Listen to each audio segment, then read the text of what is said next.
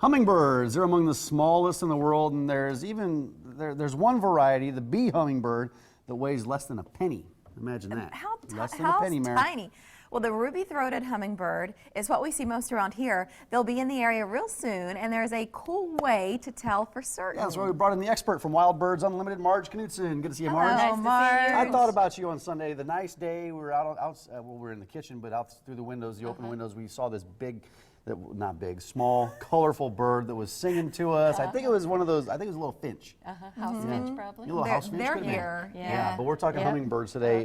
So how will we know when the hummingbirds, have they arrived yet? They haven't arrived yet, but they're getting close. There's a website called hummingbirds.net, and they have a migration map that you click on, and it tracks where they are. And they're in Missouri, so it won't be too long. We don't have GPS devices on the birds. People are posting, right, That's from right, all over the country. exactly. Say, okay, I saw them. They go on the website, so that's where all of that data comes from. So you're seeing that wave move our direction. That's right. Let's talk about feeding them, because we'll need to have some stuff, some fuel ready for those birds once they arrive in our area. What do you recommend putting out for them? Well, you can buy commercially available nectar, or you can make your own. Okay, so this is what it looks like. Well, and we're looking at pictures right now. This is a feeder that a lot of people probably are familiar with. The idea of something red because hummingbirds are attracted to the red range, red, pink, purple, and orange. Okay, so make the feeder red. Don't put food coloring in whatever you're putting out to feed them, because that's not good for the birds. Marge has taught us that But before. this water solution comes pre-made, or you can make your own, right? Right. So it's a simple recipe. It is 1 part sugar, 4 parts water. Boil it until the crystals dissolve, and if you boil it, then you can make quite a bit ahead, and then it'll keep in the refrigerator for a week or so. And then you take that and then you put that in a feeder like this, right? That's like the one we were looking at in the picture. That's right. So it has like little flowers, little rosettes at the top of the feeder, and that's where they stick their beaks and they can get their nectar. And we have a few other examples here, Marge. What I love about what you bring in as a local business, you can decide. I know my people are going to love some of these styles. So like this one, for example, this is a beautiful piece. I think this would be a really nice Mother's Day gift.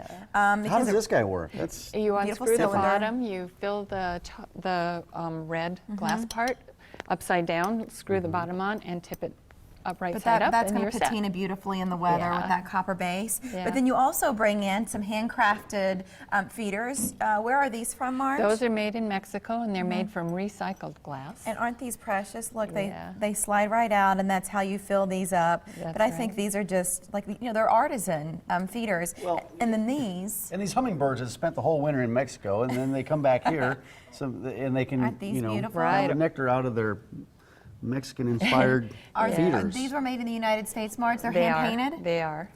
Aren't those beautiful? They're I just made in love Mexico. all of those colors. And again, the centers of the flowers here, because you're like, where are the whole? They're right there. So you can see, and the birds will know right where to go to find those, but those are gorgeous, And Marge. you just lift off the top and fill it from the top. And these feeders, are they on sale yet? They're going to be on sale the weekend of the 18th. Did I put you on the I know spot? that, yeah. The Come on, Marge, I weekend want of the sale 16th. information. Yeah, 15th through the 18th, date. And then there's another more savings happening. We'll show you that information here in a little bit. But you brought in a few other things for us, and then I want to talk about flowers. Okay, but what do we have here? That is one of the brushes that you can use to clean the different. It's a nectar brush. A nectar brush. This is to keep ants out. You hang. Nope, the other way around. You hang it that way, fill it with water, and then hang your feeder down here. And so the ants drown in the umbrella? Or they can't swim across, so they don't go after You'd have to it. put it like that. Okay. And then you have some more food. Yeah, there are different ways you can get already prepared nectar that you just pour in, or you can get sugar that you just have to use hot water. You don't have to boil. Just different things. And one more. What is this, Yes, Marge? that is a weather guard or a sunshade, depending on what the weather's doing, but you hang the feeder underneath it, and it will help keep the water out of the nectar. Also red, because the hummingbirds are attracted to that, but there are certain flowers that also bring this color into our garden. So which flowering plants do you like? Oh, there are a lot of different ones. They like tubular-shaped flowers, and again, the red, pink, purple, orange range. This is hummingbird mint. It's one of my favorites. Is the mint, is there a nice aroma with it? It's kind of a bubblegum aroma. And so And this is lantana. I love lantana. Yeah. Do you have And so- lantana? No, I love it. I've wanted it. Yeah. It's a flower that I've looked at Well, for a few years, thinking about adding it to Right. our beds. Marge, you're going to have these in stock We're soon? not going to have the lantana, but we Okay. will have the hummingbird mint. Okay, and then Lantana in our area is an annual, and we primarily bring in the And perennials. I'm too Yeah. lazy to plant something every single year, Every Marge. year. That's the yeah. problem. Hey, you mentioned one of the dates for the sale, but April 23rd, that's another big date that's on your calendar, it right? is, Explain what's going yes. on that date. Well, we have these large Wild Birds Unlimited shopping bags, and you come into the store, pick up a shopping bag, and fill it with all the non-bird food things you can fit in it, and you get 20% off. Well, I like that idea. I know we're talking about Mother's Day with some of the things that you brought in here Right. today.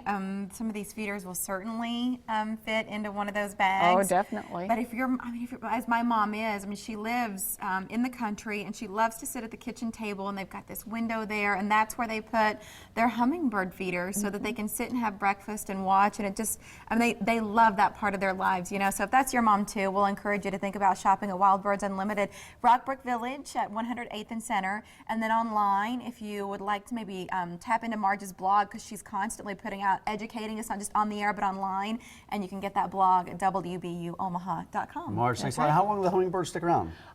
They'll be here all summer, and then for those of us who don't get them nesting in our yards, they'll come back through starting Mike, in try to August. catch Fantastic. one when they get here. Try to catch one. I'll try that. Okay. Thanks, Mary. Thanks, Marge. Yeah, So Marge, we've thanks a launched lot. a new